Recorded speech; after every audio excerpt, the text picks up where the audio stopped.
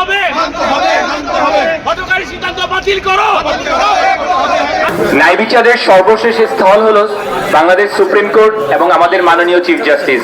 আমি মাননীয় চিফ জাস্টিসকে অনুরোধ করব, করজোড়ে অনুরোধ করব, 15,000 আইনজীবীর ব্যথা এবং এদেশের 18 কোটি মানুষের এই যে ব্যথা সেটি আপনি অনুভব করবেন, অনতিবিলম্বে আগামীকাল থেকে রেগুলার কোর্ট চালু করবেন।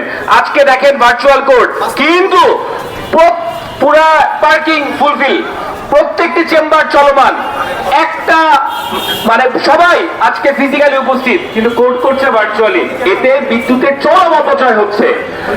আপনি দেখেন প্রত্যেকটা এসি চলছে, তাহলে কিভাবে বিদ্যুৎ সেভ হচ্ছে আপনি বলেন? সেভিংস এর নামে অপচয় হচ্ছে।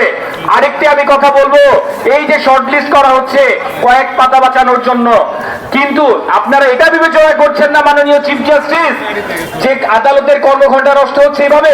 অনেকে আছে 2 পাতার কজলি 12:30টায় শুনে নেমে যাচ্ছে, তার মানে কিন্তু এই 1টা থেকে 4টা পর্যন্ত যে তার কর্মঘণ্টা সেটা কাজে লাগাতে পারছে না। দেশের মানুষ ন্যায় বিচার থেকে বঞ্চিত হচ্ছে। আমাদের যাওয়ার কোনো জায়গা নাই। আমি চিফ জাস্টিসের কাছে আইনজীবীদের পক্ষ থেকে করজোড়ে নিবেদন করছি, আপনি আইনজীবীদের ব্যথা বুঝবেন এবং আপনি এই দেশের ন্যায় বিচার প্রত্যাশায় সর্বোচ্চ ভূমিকা রাখবেন। আগামীকাল থেকে ব্রড লিস্ট পাবলিশ করে কথা তারা আজকে আমাদের প্রতিনিধিত্ব করছে না, তারা ওই জাস্টিসদের সাথে বিচারপতিদের সাথে দালালি করছে। শুধু একটি কথা মনে করা যায়, সুপ্রিম কোর্ট মস্তিষ্ক ফেন, যদি এখানে কোনো কথা হয় সারা বাংলাদেশে কথা হবে। একটা গণতান্ত্রিক পরিবেশে মাননীয় প্রধানমন্ত্রী সার্বক্ষণিক পরিশ্রম করে একটি সিস্টেম চালু করার চেষ্টা করছে, যেখানে সার্বক্ষণিক বলছে দেশে কোনো সমস্যা নয়। হঠাৎ করে মাননীয় বিচারপতি স্বপ্ন দেখে ভার্চুয়াল কোর্ট করে সারা বিশ্ববাসীকে জানিয়ে দিয়েছে বাংলাদেশে জ্বালানি সমস্যা আছে। তার মানে এটা একটা গভীর ষড়যন্ত্র, অতীতে যে ষড়যন্ত্র হয়েছিল সেই সরকারের বিরুদ্ধে একটা গভীর ষড়যন্ত্রের বীজ বপন করছে। বিধায় আমি এইখানে যারা বর্তমান সরকারের সাথে সম্পৃক্ত আছে তাদেরকে তলিয়ে দেখার জন্য অনুরোধ জানাচ্ছি।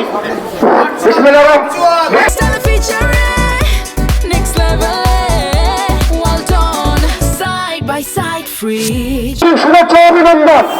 কারণ আমরা গণতান্ত্রিক আন্দোলন করেছিলাম একটা সুষ্ঠু পরিবেশের জন্য, কিন্তু আমাদের সেই ফ্যাসিস্ট আমলের হামলার ষড়যন্ত্রের শিকার হিসেবে বর্তমান প্রধানমন্ত্রীকে যে পরিচালনা করছে সে ফ্যাসিস্টের কিছু অফিসার যে হামলাকান্ত্রী, তারই ধারাবাহিক আজকের এই ভার্চুয়াল কোর্ট।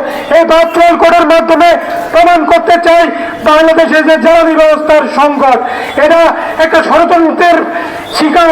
সেই ষড়যন্ত্র উত্তোলন করার জন্য সাধারণ আইনজীবীরা সুপ্রিম কোর্টের সকলে ঐক্যবদ্ধ হয়েছে।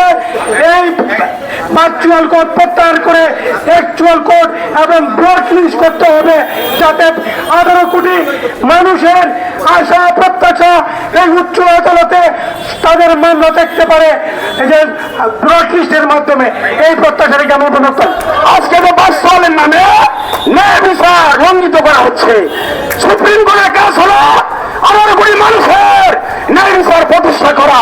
ভার্চুয়ালের মাধ্যমে ন্যায় বিচার প্রতিষ্ঠা হয় না। আমরা বড় কোনো শুনানি করতেও পারি না, বিচারপতি শুনতেও পারে না, একটা খিচুড়ি মার্কা শুনানি। সুতরাং আইন বিচারের স্বার্থে, ন্যায় বিচারের স্বার্থে এবং সরকারের স্বার্থে ষড়যন্ত্র ষড়যন্ত্র রুখে দেওয়ার স্বার্থে ভার্চুয়াল বন্ধ করতে হবে। এই আহ্বান জানিয়ে আমি আমার কথা শেষ করছি। আল্লাহ হাফেজ, সবাইকে ধন্যবাদ। আইনজীবী ফোরাম সহ সকল